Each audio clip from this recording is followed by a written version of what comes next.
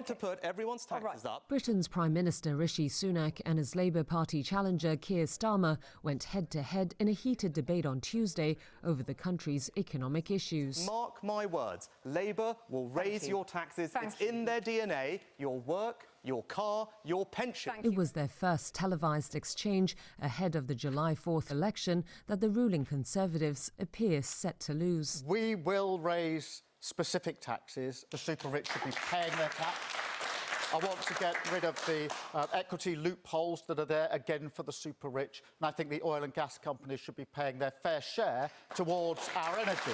Sunak and Starmer both stuck to their campaign lines as they battled over how to tackle the cost of living crisis. The Prime Minister insisted only he had a plan to spur Britain's paltry economic growth, while his rival portrayed the Conservatives as presiding over 14 years of economic chaos. Sunak was greeted by groans and laughter from the audience as the two traded barbs over the National Health Service. The NHS is still recovering from COVID, and it is going to take time to recover from that. But we are now making progress. The waiting lists are coming down. The waiting list is 7.2 million. They're now 7.5 million. He says they're coming down, and this is the guy who says he's good at maths. Yeah, they are now coming down. They are now coming down. 7.2 when you said you get them down. 7.2 million. They're now 7.5 million. I'd like you to explain how they're coming down. Because they were coming down from where they were when they were higher. 7.2. And they're now on their way down. They are down, right?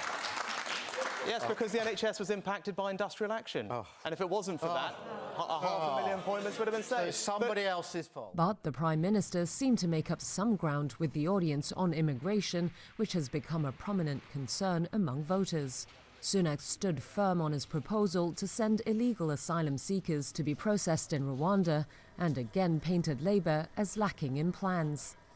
An opinion poll taken immediately after the debate suggested Sunak had won the contest. However, his campaign has been trailing behind Labour by about 20 percentage points in the polls.